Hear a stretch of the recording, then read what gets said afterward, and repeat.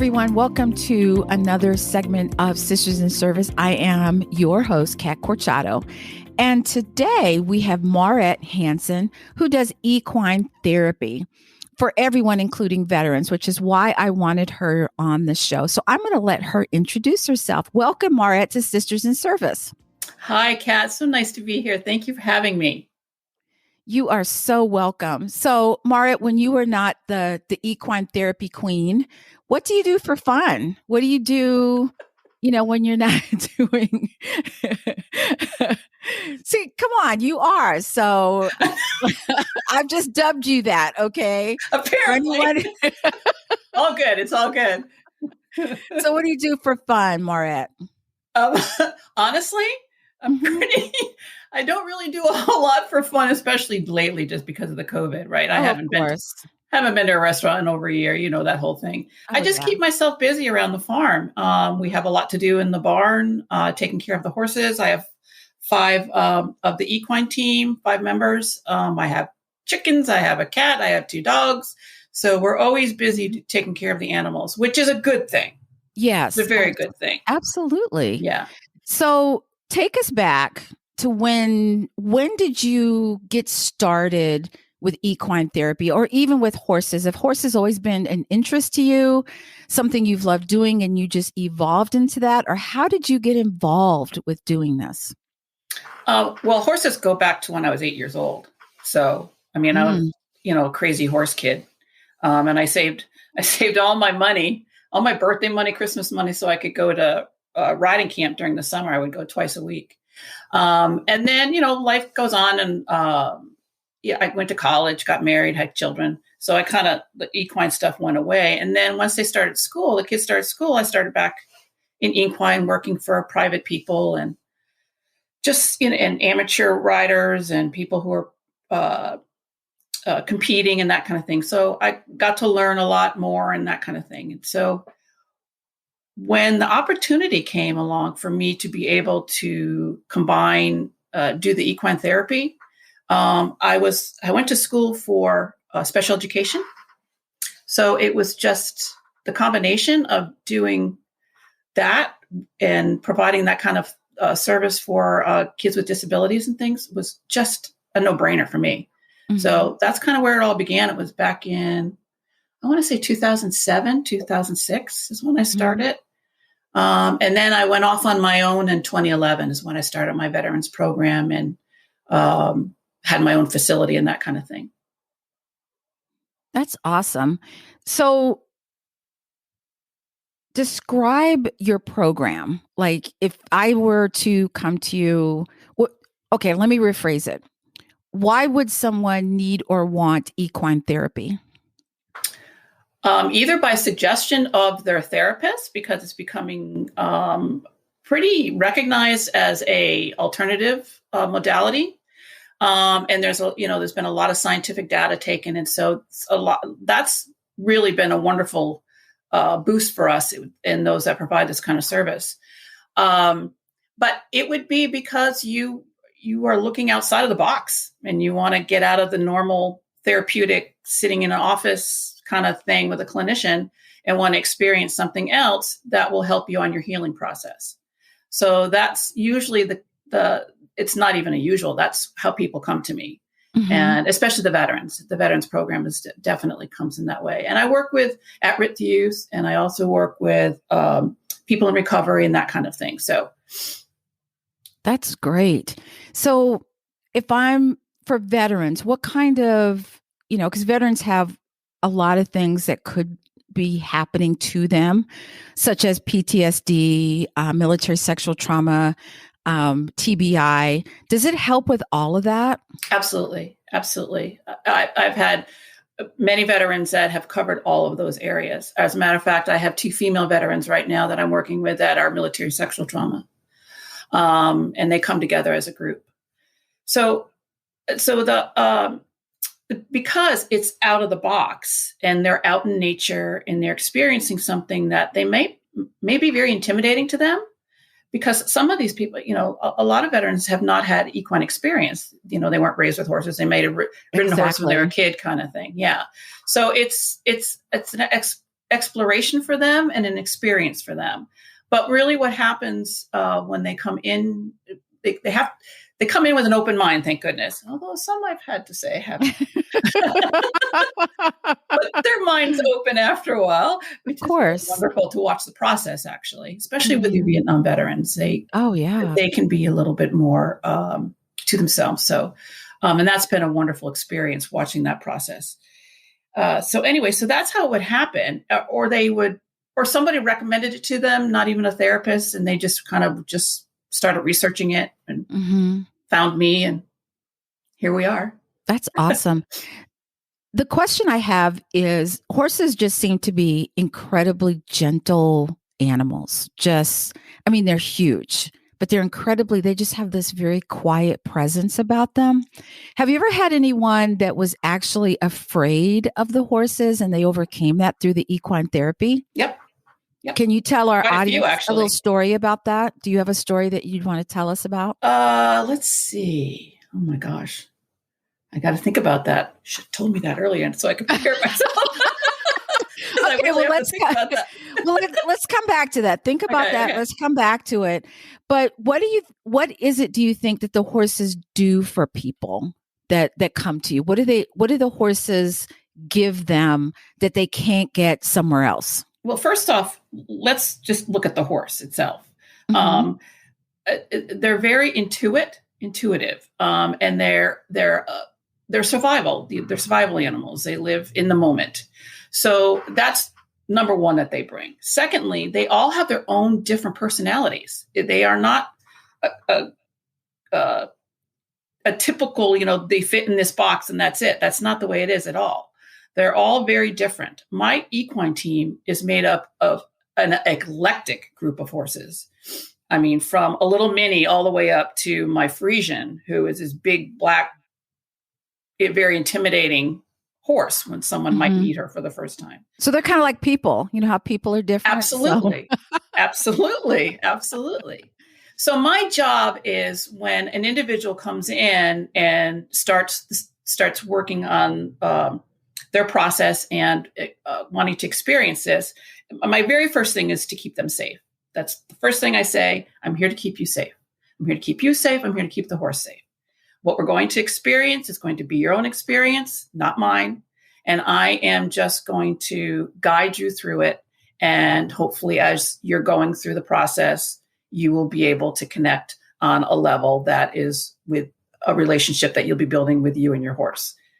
So the very first day, would you like for me to go through a very first day? Absolutely, please. Okay. So if a veteran were to come in, and I'm going to take veterans specifically, if they were to come in, we would go out into the herd and we would do a herd observation.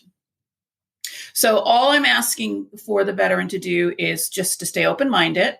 I'm going to introduce each horse, who they are, what they are, some of their experience, and let them kind of get to know them from their personality. Then we're gonna move on to the next one, the same kind of thing. In that process, I'm asking the veteran, pay attention to a horse that might gravitate towards you or that you might gravitate to. And I really want you to be aware of that. But also I am having them understand that they are in their environment, not our environment. They're in their environment. So Again, safety is huge. So it's about respect right off the bat. So they're coming in, and then we need to respect that we are in their environment, and then we'll go and meet each one. At the end of the session, we'll go and process a little bit and say, okay, who did you gravitate to? Who gravitated towards you? And it has not failed yet that the horse that they are supposed to be with is the one that's either gravitated towards them or vice versa. So, and because of that, with that individual, it's exactly what they need. It's the exact combination that they need to go on with their healing. So that's amazing. It really is amazing. It's amazing to watch the process as it goes on during the sessions, and how the individual starts building their confidence, their trust, their communication. It's a whole gamut of things. So, it's pretty wonderful, actually, I think, anyways. Now, I had heard, I've never done equine therapy or just been around horses. And I have to confess, I've never been on a horse before, but it intrigues me to no end because they're such magnificent animals, but they just have this gentleness about them. Now, I'd heard, or someone had told me, that you never walk up to a horse, that the horse, if there's this intuitiveness, that they will come to you, like the horse you need kind of walks towards you. Is that That's true? correct. Yes, absolutely. Now, it That's doesn't happen so every cool, single though. It doesn't happen every single time now, Right. because if you're in their environment and they're kind of like I have one mare. She's beautiful. She is my lead mare. She is like a mommy. She takes care of the kids, kind of thing. Mm-hmm. But if she doesn't want to greet you, she's not going to. So if She's you like, walk up to her, I'm busy. exactly. I'm right now. I'll see you when I'm ready. And that's no joke. But it's not because she doesn't want, that she's saying that, looking at that individual saying, I just don't want to be around you today. She's not that. It's just whatever her mood is at the moment. And we just have to respect it. And Right. if we respect it, then she'll come around when she's ready and she'll come up to you. But not all the other horses are that way. She's really the only one that really puts that little guard up, so to speak. So yeah. You got that little now I gotta let you know, horses are gentle, but they're also survivalists. Mm-hmm. So if they get into a fright flight mode, they are not going to care whether you're there or not. They're going to go. Oh yeah. So if you're on your back and you have not started building that relationship with them, they're just going into survival mode, if that makes sense. Okay. Mm-hmm. So, how I approach things is for the individual to know that they will be meeting on the grounds of how the horse communicates, not how we want them to communicate. Exactly. We are going to be experiencing their language. Mm-hmm. And through that, we're going to learn a lot about ourselves. Mm-hmm. Okay. Yeah. So language meaning they're not talking, obviously, but how they communicate. Through their actions, correct? Absolutely. Okay. Absolutely. Yep. And then that's going to teach us a lot about our own selves, mm-hmm. About, how we approach people in general, how we approach situations, and they're going to feed that back to us. Right. Okay. So if you have, let's say I'm in your program and there isn't any horse that gravitated towards me and there wasn't one that I really resonated with. Does your team kind of match you with a horse? Well, I'm the team. I'm it. Okay, team. So, Maurette, do you? Now, if I have a group of veterans out there, I have volunteers. But if there's a one-on-one session, it's one-on-one mm-hmm. session. Mm-hmm. I intuitively know already ahead as I'm meeting the veteran and getting to know that veteran before we even go out, I've already got an idea of who is going to match up with who. Now, it doesn't always 100% turn out that way, but I know my horses so well that I kind of have an idea of who they're going to match up with. And even if the horse doesn't come to them, I will I will ask about each one that they can, met, and kind of get a sense of, okay, what was it about that horse that was interesting to you or whatever. I'll bring up questions, and then it inevitably they will make that final decision. Okay. Yeah, you can't go wrong. You've been doing this so long. You're just like, yeah, that one over there is good for you. Yep. Take us through. So you have someone, you've matched them to a horse. What is it week? Is it once a week? Is it twice a week? How often do they come? It's once a week. Okay. So what do they do? So I've been matched with a horse. I come for my weekly. What do I do with the horse? Well, each session grows on the next. Okay. So the very first day, obviously, is that herd observation. And we may have enough time that we can bring the horse in and they can get to know it a little bit more and maybe start learning how to do some grooming. But that will be it. That will be the first session. Second session will be you're getting your horse or the horse will already be in. It just depends. And you will start really learning how horse care, how to groom, what's the proper way of grooming.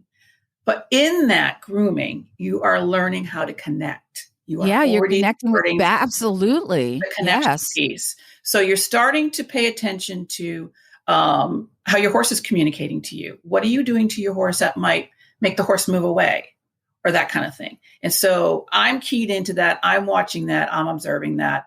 And I will always come from the place of the horse and how they're understanding it. Okay. And again, that's how we learn. That's what,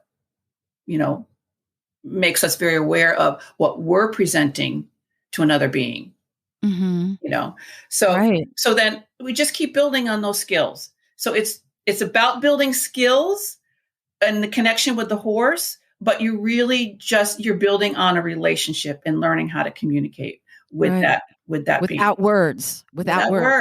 Absolutely. Absolutely. And then sometimes we may do one thing that the veteran will learn to do is how to lead. Now that sounds so simple and so easy. It is not. Leading has so much to do with how you are presenting yourself to your horse and whether or not you can respectfully be leading that horse, and that horse building on the fact that they can see you as a true leader, because that's how they work in a herd. If you can't be a leader in a herd, then they don't want to hang around you. Right. They're going to go off and, they're going to find one that is going to be. There's always a leader in the herd, always. Right. And I have a herd leader in my herd. So it's very important that, in building the relationship, it's important that we come from that perspective that it's how the horse is looking at you as a leader. And there's different things that happen, little dances that go on during that time of learning. Okay, that's one thing. Another thing we might do is I do a thing called, but this is throughout the sessions as we're building our sessions. Okay. I'll do a thing called warrior painting. And I give you symbols, Native American symbols, and then you can tell your story on the horse by painting it on the horse, just like the Native Americans did when they would put paint symbols on their horses. Wow, that's interesting. And it tells, and you can tell whatever story you want to tell, that is meaningful to you. And that's been pretty amazing, actually. Yeah. Yeah, that's brought a lot of real truth to the individual. So. Right. But it's their own truth without broadcasting it to everybody. That is correct. And they don't have to share it if they don't want to. If we're doing it in a group, they don't have to share it, but they're sharing it with their equine partner.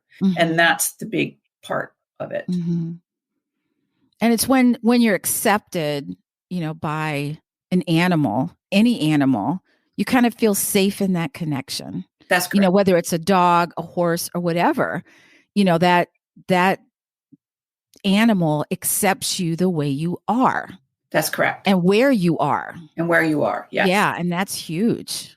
So when you come in, I might check in with you and say, okay, where are you on a 1 to 10 scale as far as anxiety or your week? How was your week before? So that you're checking in right away before you even connect up with your equine partner, so that you're very aware of what you're bringing into that session. Okay.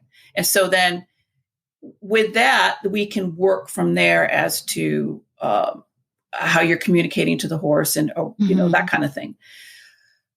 What was I going to say? Well, I have a question while you're thinking about that.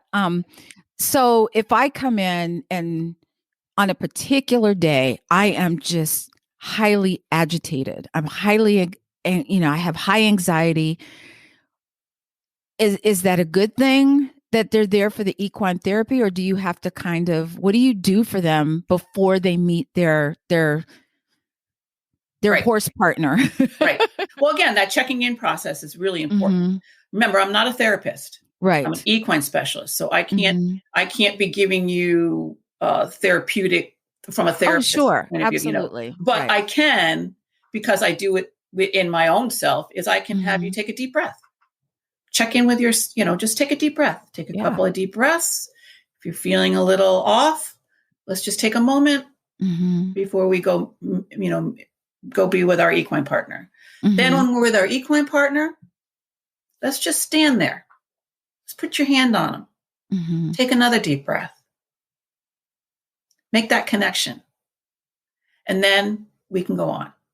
And it's amazing how quickly that can happen, how quickly the agitation will come down and that kind of thing. Right. Now, horses are very tuned into energy. So if you're coming to them and you're having, that's why I asked for you to take a deep breath so you can get centered with yourself. They need to feel that calmness within you. And it's safety for them too. Yeah. If they can't feel safe around you, then they don't want to be around you. Right. But again, they're there to help you in being in your own awareness. Mm-hmm. So there's another thing that I teach, and I teach this to every single client that I have. There's an acupressure thing that you can do on a horse, on a dog, and yourself. And on the horse, it's called the Bladder Meridian. And you will start at the beginning where the ears are, and you'll work a way down their spine and down through the rump and down to the back of their leg. And in that process of doing that, and you're just barely touching, you can find areas of the horse where they're holding tension, or they might be sore or whatever. And the horse will respond by letting you know by blinking really quick. That's amazing. It is amazing. So when an individual is doing this process, they are connecting on a level that is higher than them, I feel. Yeah. They are also becoming more self-involved with the horse in the sense that they're not all about them. Right. You know what I'm saying? So they're getting out of their own heads. Exactly. Yes. Yeah. And so there they are helping this horse release certain tensions or whatever is going on. And when it happens, when the horse releases, what we call releasing, they'll do a big yawn, or they'll do a chewing, or they'll lower their head, or they'll do a deep sigh. And when that happens, the person's like, I did that? Yeah. I did that? So they help relax. You did it together. Yeah. You did it together. And you were sharing that space together and that energetic exchange so that you could help this horse release whatever he was holding. Right. That's a huge, huge deal. That is huge. Yeah. Yeah. Wow. I've taught veterans that are in their 70s to do this process. And it is amazing how they I don't know, they get it. Yeah. It's the coolest thing to watch. Yeah. So how do you get referrals? So not you in particular, but if I have a friend of mine, they say Kat needs equine therapy. Okay. She's having issues. She needs to, she's having high anxiety, among other things. Would that person call you? Absolutely. Okay. They can call me or they can email me. I mean, I have my website. I have a Facebook page. And it's called the Horses for Veterans Horsemanship and Wellness Program. I don't use the word therapy in there, partially because I got a lot of feedback on veterans that I was working with down in Florida when I started the program down there. I was the equine program for the West Palm VA hospital down there. And that took a long time to have happen, but when it happened very quickly, thank goodness. And the word is that we don't want to go to something that is therapy. Right. Because that's what we're trying to get away from. It brings up other things, or misconceptions about what you do. Right. Exactly. And since I'm not a licensed therapist, I'm an equine specialist. I can work with a licensed therapist side by side with one, which I've done many, many times.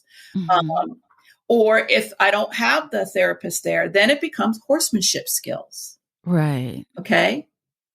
So with that, all that's you're experiencing and you're interacting with that horse, and they're teaching you so much about yourself. So, right. So anyways, were you able? No, it's okay. That was great. Did you think of a story of how it helped? And when you talked about Vietnam veterans, do you have a story in particular that helped a Vietnam veteran? Yes, I do. Okay. Yeah, it's pretty huge. And actually, you can go. The VA hospital actually did a video on him. and you can go on the website and watch it. So this particular veteran, a Vietnam veteran, quit his job after 35 years of being in the same company because his PTSD started raging. Of course, he went to the VA and the whole thing, but he was getting very distraught and that kind of thing. At that time, I think they might have been the second or third group that was coming from the VA hospital. The PTSD unit would refer them. Okay. And it came, the only way that the VA would do it at that time was through the recreational department. Oh, so you had to be referred from the PTSD to the recreational department. And then the recreational department brought the veterans to me. But that was fine. Didn't make any difference. I didn't care how that was going to happen. Right. I knew where they were coming from originally. Right. I knew what was going on. Anyways, so we were doing the warrior painting. It was session 6. And that's usually when I would do the warrior painting, because everybody's gotten to know each other. They're comfortable with each other. They've learned a lot with their horse already.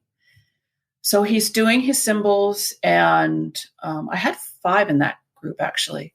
And okay, we're done.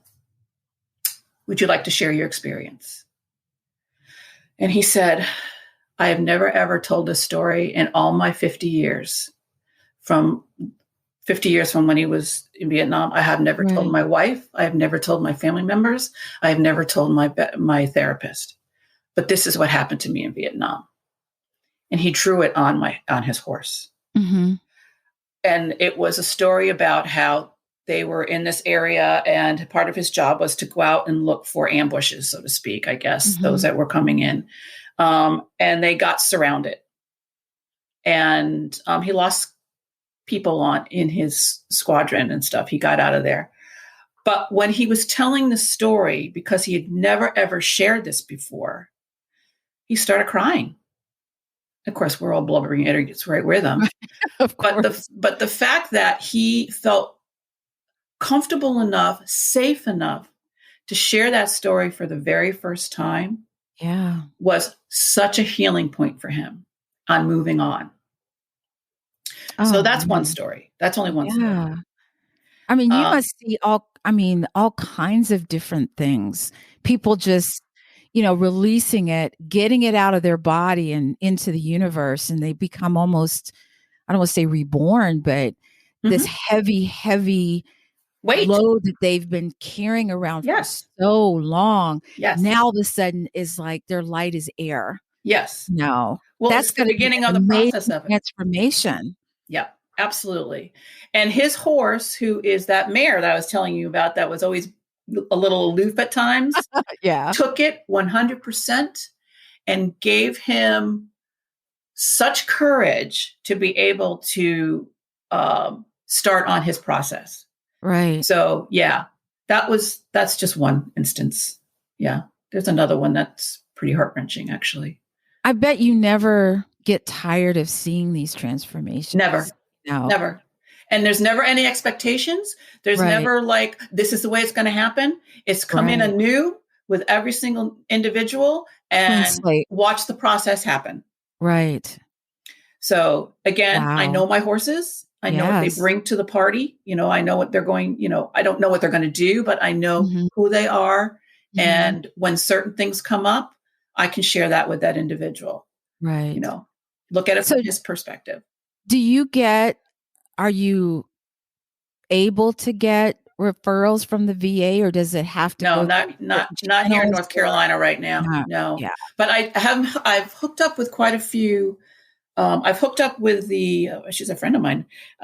She is the director of Veteran Services here in Union County. So she's very aware of the services that I offer, and she'll refer. I'm also hooked up with Dana Dre. Dana. Yeah. She's been a wonderful support.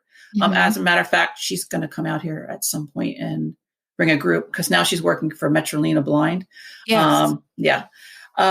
So little by little, it's getting out there. But what's happening, I don't know how the therapists are finding out about me, but they are. And so the 2 individuals, two female veterans that I'm working with right now, were referred by therapists.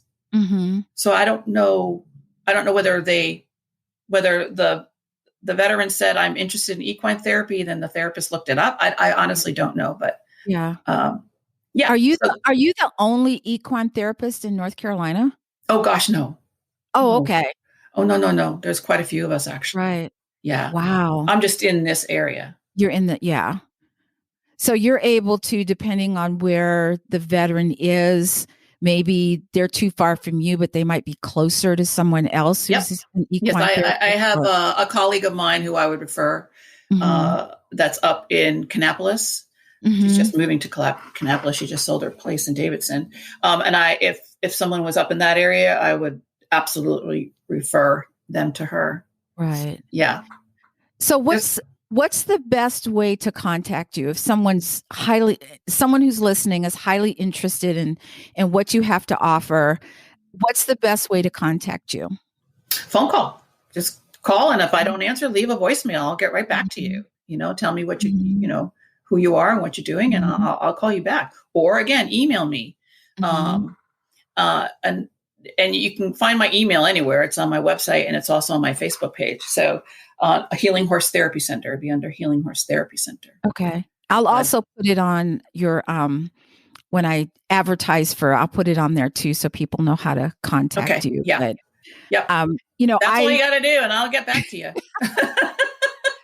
I don't need equine, what you do. I keep saying equine therapy, and I have to change my verbiage, but I want to do it. It just sounds so amazing. Okay. So Kat, I did when I first moved here, the first year I was here, I connected up with, actually she wanted to come and do volunteer for me, but comes out she was a Marine.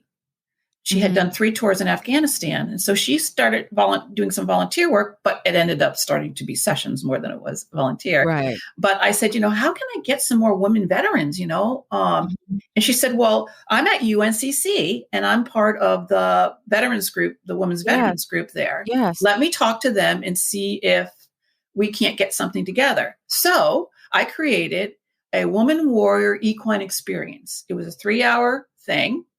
And you just come in and you experience being in this environment and working with a horse. And I can only do 5 at a time because I only have 5 horses, because I want every individual to have their own partner. Right. But I would love to do that again and do another one of those experiences. And in that, we'll do like some crafty stuff and, learn how to groom the horse properly. But you're going to spend that time in that environment. I would love to do that. All right. I just would. I would definitely love how to. We get rid of this mud season. Right now, I have all my sessions on hold until middle to late March because the mud is so bad out there and it's still very cold. Yeah. So I've had to put everything a little bit on hold, and which is fine. I don't want anybody getting hurt, horses included, because if they start running around and slipping and sliding, we're in bad shape. Yeah. So, yeah. Well, Maurette, it has been such a pleasure having you on and learning more about what you do. You have so much experience at doing this, and I would love to be a part of the Women Warrior Equine Experience. If anyone who is listening and you are a veteran in the North Carolina area, in the Charlotte area, you guys know my email. I will put it out there, but you know how to get in contact with me and let me know your interest level, because I think this would just be huge. Absolutely. I would love it, love it, love it, love it. Bring it. All right. Let's bring it. All right. Thank you so much. Thank you, Kat. It's been a pleasure. And for my sisters in service, please be safe out there and take care of each other. Until next time. Take care, all.